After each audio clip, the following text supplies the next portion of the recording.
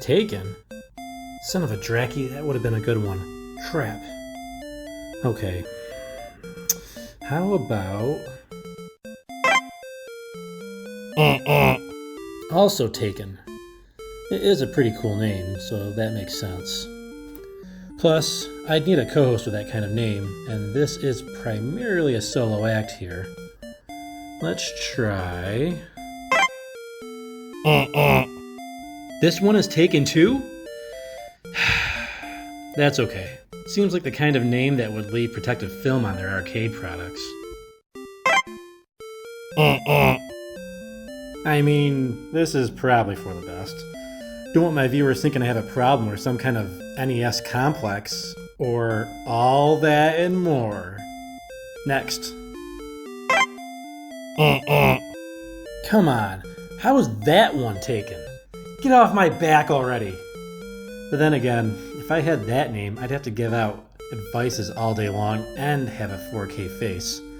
Sip a coffee and shot a cap gun for the guy with that channel, huh? If that's taken, I'm guessing Mr. Smasho along with beep, bop, boop, bam, zip, zam is taken too. Ba-da-da-doop. Hey, there we go. All right, let's get this thing started.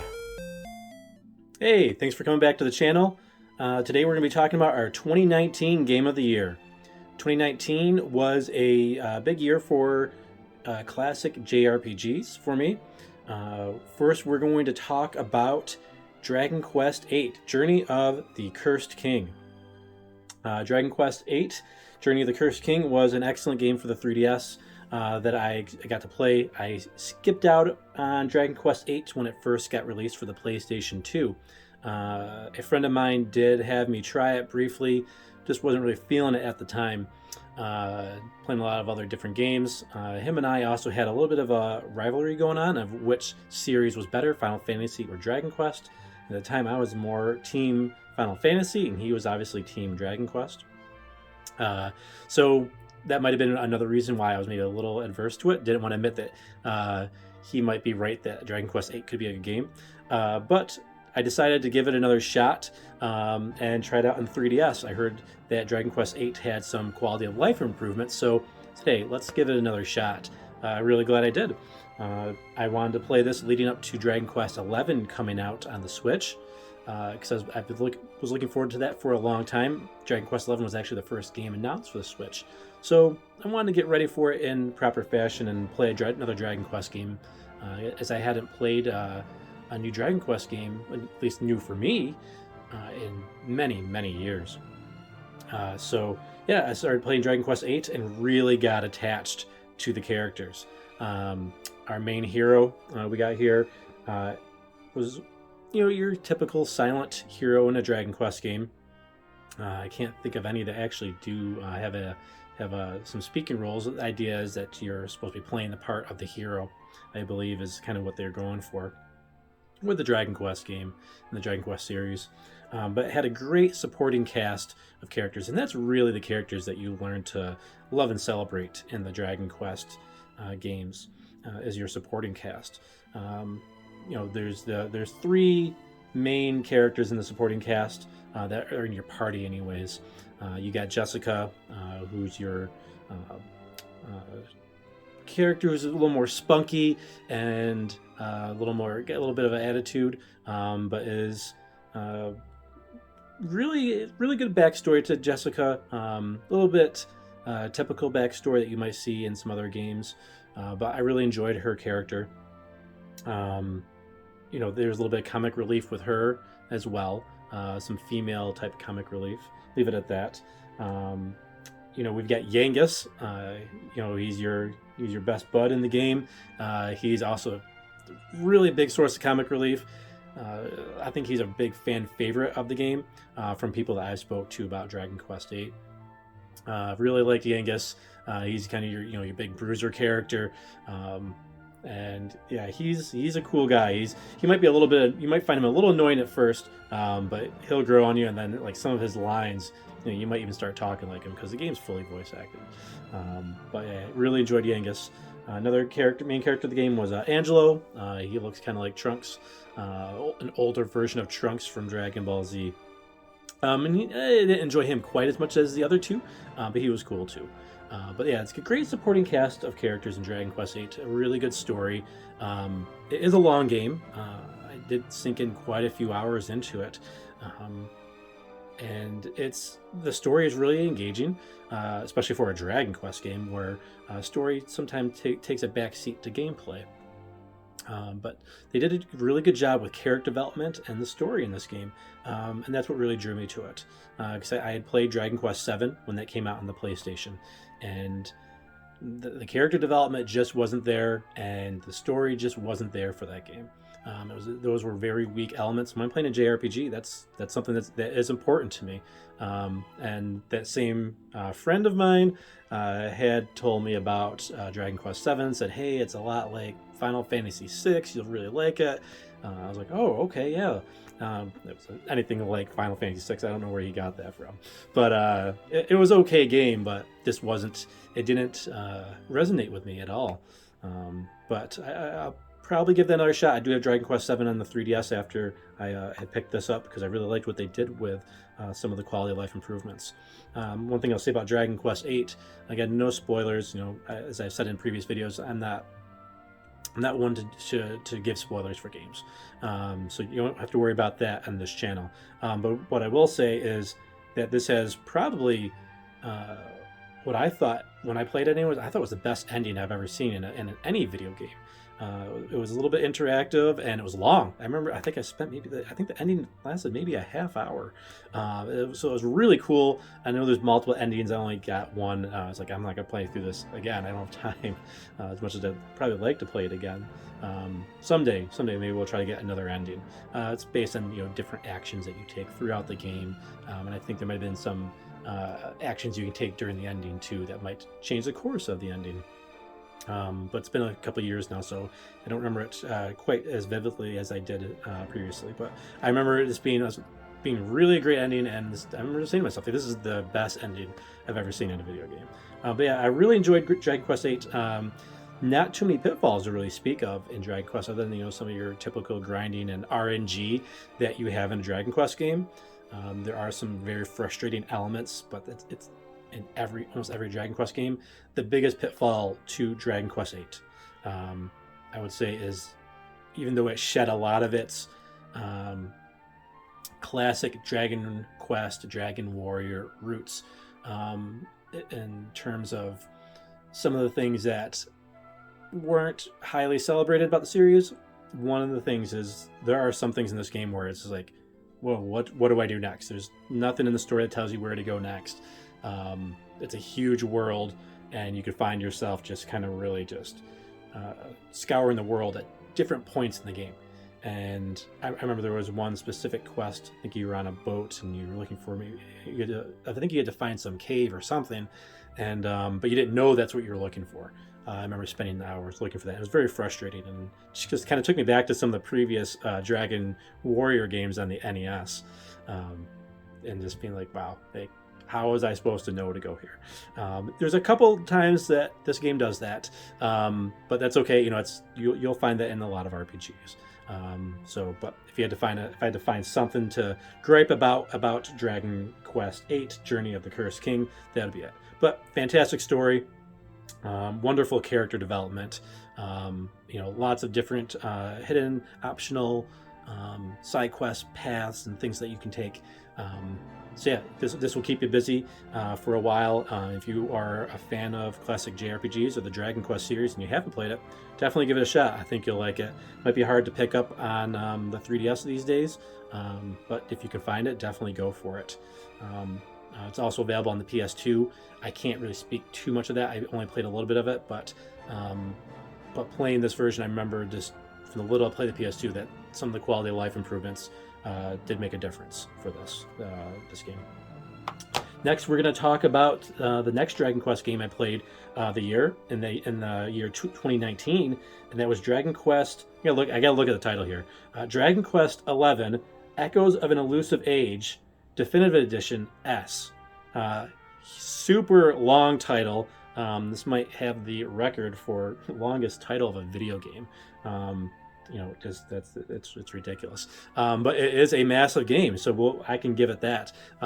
It lives up to its extraordinary long subtitle on this game. But Dragon Quest XI, waited to get this for the Switch because I don't have a PS4. So decided, it's coming out for the Switch. I really wanted to play it. This was actually the very first Switch game that was ever announced for the Nintendo Switch. Officially, it did come out for a couple years later after the Switch got released, but it was well worth the wait. It was an excellent game, much like Dragon Quest VIII. It definitely felt like the next. This felt like what should have been Dragon Quest IX, because Dragon Quest IX and Dragon Quest X were departures from the series, and this felt like the game that would have come after Dragon Quest VIII. But yeah, Dragon Quest XI was well worth the wait. Really great characters in this game. It's a very large cast of characters for a Dragon Quest game, with your supporting cast. You got your silent hero type here, who looks like one of the androids from Dragon Ball Z. But you got a great cast. You got your thief character with Eric. You got your sister mages with Veronica and Serena. You've got Jade. She's your kind of Valkyrie warrior type character. Got the old man. I can't remember his name now, but he was a good kind of a monk type character. And also Sylvando. We'll get to him later. Yeah, Dragon Quest XI. Really good character development. Really good story. I really enjoyed my gameplay through this. It's one of my highest played games on the Switch, and because it tells you on the Switch, you can rank them if you go to the end of the menu and look at all your games and change the sort order by order played. And if I remember correctly, this is my third most playtime on a game on my Switch. It's right behind Breath of the Wild and Smash Brothers. But I think I sunk 190 hours into this game, maybe more. But yeah, it definitely will get your money's worth with this game. Some gripes for the game would be the battle system is good. You can set up your typical Dragon Quest battle system where you're taking your turns, but it starts out with a default of where you can kind of walk around in like this I guess maybe circle area. I don't see the point of it. It's ridiculous. It's awful. Everybody I've talked to who's played the game that has switched it. They didn't like it either. Let me know what your thoughts were on the battle system, the default battle system. But I went in the options right away after just a few battles and went back to the classic style battle system. Great that they gave that option. If they didn't, I probably wouldn't have enjoyed this game as much as I did. There is an option for a more, it's a 16-bit style graphics as well that you can go into. There's a bonus area where you can you see the 16-bit versions of your characters as well. So it's really cool that they incorporated that to give more of a classic Dragon Quest feel to it. Even though we never got the Super Nintendo games here, it's still cool to see these characters in pixel form.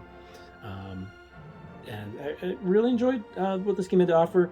And there was this one small gripe that I had, and there were two larger gripes. We'll start with Sylvando, who I mentioned before. He's our jester, minstrel type character. I've never really liked those characters in a lot of games, with probably one exception that I can think of, and we'll probably talk about that game at a later date. But in this game, he was okay at first. He's kind of like, he's very comic relief. He's a very silly character, but and that's okay in small doses. Having that in small doses is okay. But you get to serious parts of the game, and he goes, "Oh, darling!" Like it's like, hey, come on, we don't need the comic relief right now. This is a serious moment. Maybe somebody's like dying, or it's a tense moment in the game, and he comes out and saying something like weird, and it just totally kind of ruins the flow of the story and the narrative. Later in the game, you're playing and you're just like, oh, Sylvando, don't say anything. This is really cool. And then all of a sudden he spurts out some nonsense. And I purposely did not use him. When they force you to use him, I just let him lose all of his HP and just said, nope, I don't want this guy in my team. He's just that annoying. Like I said, at first he was kind of funny, and I thought I was thinking like who is this guy? And I enjoyed him at first, and I was glad that he joined the team. But then, as the game dragged on, it was like, okay, enough already with this guy.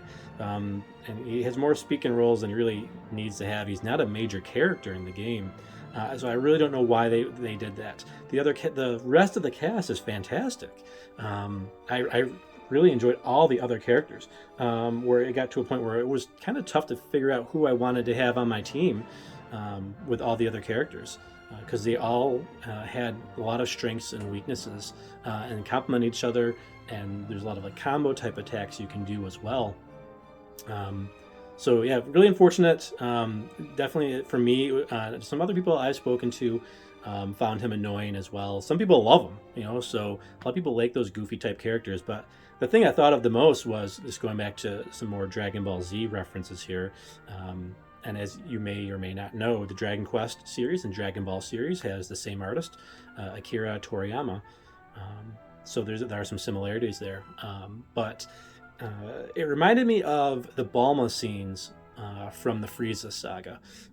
You got the Goku and Frieza, trying to square off, or some of the other characters squaring off with Frieza towards the end of that saga, and all of a sudden they cut to Bulma, doing some silly, nonsensical, just crap. And at least among my friends, I don't know if this is a term in the Dragon Ball series, but we called the Bulma scenes. I liked Bulma up until that point in the series. I thought she was an okay character, a little annoying at times, but she's a classic character from Dragon Ball. And then after the Frieza saga, learned to really despise Bulma. The same way I learned to despise Sylvando in Dragon Quest XI. The other big blemish of the game, and some people may or may not agree with us. I'd love to know your thoughts about it if you've finished Dragon Quest XI. And it won't, again, no spoilers, but the game, like I said, I have a lot of hours in this game. It's like my third or fourth most played game on my Switch. But it overstays its welcome. Let's put it that way. The game really overstays its welcome. You think it's over, and then you got more to do. And it's like, oh, it would have been better if it just ended there. And it happens a few times where you're like, hey, you think you're pretty much done, and then you're not, and you got so many more hours to go. And then it becomes a drag, and the story, it feels thin at that point. Where the characters' development is slowed down a little bit as well. You've learned a lot about the characters. There are some cool moments with some of the characters in the later game, don't get me wrong, but a lot of the characters, you don't get that same type of character development that you had earlier in the game, because again, it's the game's starting to stretch a little thin. So I mean, a great value. You definitely get your money's worth if you paid full price for this game. You got a sale on this game, which I've seen a few sales. Like, you definitely got a deal. This is going to give you lots of hours of entertainment. Don't let those gripes steer you clear of the game. It's still well worth the time and the adventure that you go through. So, which of these two games is my game of the year? This is probably the games that we've talked about so far.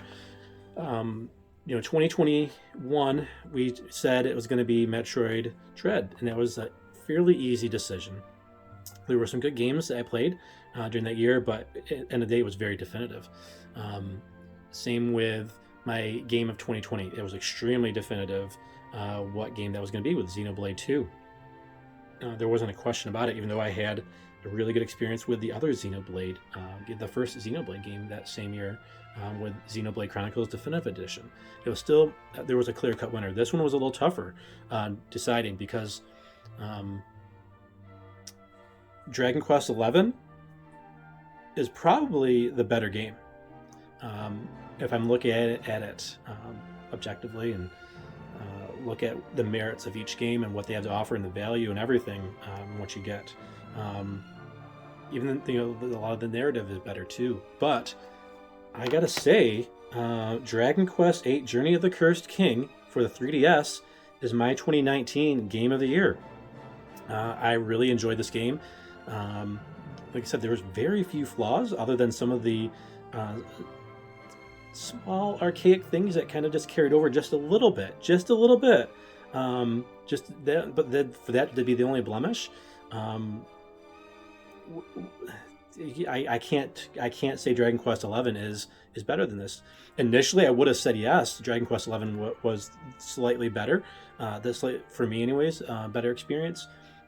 But because it dragged on, and because of the annoying character in that game, I didn't have that in this game. There is a jester, minstrel type character in this game, but he doesn't play a big role, and he's actually he's funnier than Sylvando. The guy's name is Mori. He takes definitely more of a back seat, and it feels like more of a bonus character. That's how those types of characters should be. They should be far and few between. Those characters can really overstay their welcome. Again, going back to the Dragon Ball Z series, when you have characters who just, you got the loser brigade, as we would call them, Yamcha and Tien and Krillin and all of them, this having to cut into those scenes where there's nothing to do with this big fight. You got Vegeta about to fight Cell, and all of a sudden you cut to Master Roshi and Oolong. Totally ruins the flow. Or you got the cardboard cutout onlookers and so that's what it felt like with Dragon Quest XI. Didn't have that with Dragon Quest VIII. The story was nonstop great. Didn't overstay its welcome, even though it's super long experience. Don't get me wrong, it's still long. You get great value for this game, no matter what you pay for it. You're going to get at least, I think, 100 hours out of this game. And the ending alone is great. I don't know how many games I've played. Even some of the games I consider some of my favorites in the RPG realm, where it's just well, okay, it's over with, and it just kind of feels like a rushed ending. This is definitely not a rushed ending. It is a drawn-out ending, and it's drawn out in a really great way. And I love endings that are interactive in a good way. So yeah, really enjoyed Dragon Quest VIII. It's my 2019 game of the year. I know it didn't come out in 2019. Initially came out in the PlayStation 4 in 2004, and this actually came out in the 3DS in 2017. So waited a couple years to play it. But what ended up happening was I kind of went back and forth on whether I was going to get it or not. Am I going to pick this up, or am I not going to pick it up? And eventually I just said, I'm going to skip it. I got so many other games to play. And I've been burned by the Dragon Quest series so many times in the past. So I skipped it. And then eventually, Dragon Quest XI was coming out. And thanks to Dragon Quest XI, I ended up playing this game. In preparation for that game, I wanted to play this. And I'm glad I chose it. Definitely has a seat at the table here in terms of a game of the year pick. If I had played it in 2017, we might not be talking about it right now as in depth as we are now, because of what's going to win in 2017. Because I already know what that's going to be. You can probably figure it out as well, or maybe not. Who knows? But yeah, Dragon Quest VIII. Journey of the Cursed King, definitely give it a shot. Also, I don't want to say anything too bad about this game. Dragon Quest XI as well. If you're looking for a JRPG fix, really classic JRPG fix. These are the games for you. So yeah, tell me about your experience with the Dragon Quest series. let me know if you've played these games, Dragon Quest VIII or Dragon Quest XI. Really enjoyed those. And just to give you a little sneak peek, we're going to be talking about, in a few days, we're going to have another video up of the Akira Toriyama Dragon Quest Illustrations art book. As you see, we got Dragon Quest 1 through 11 represented on the cover here. So we see all the heroes from those games. It's a really thick book, so I think this is going to be our longest art book viewing we have yet. I'll definitely have chapters in there so you can skip around, but yeah, stick around for this in a few days. Look forward to hearing your comments about the Dragon Quest series, whether on this video or the next. And yeah, thanks for stopping by, and we'll be talking about 2018 in a couple weeks. All right, thanks a lot, and we'll see you soon. Take care.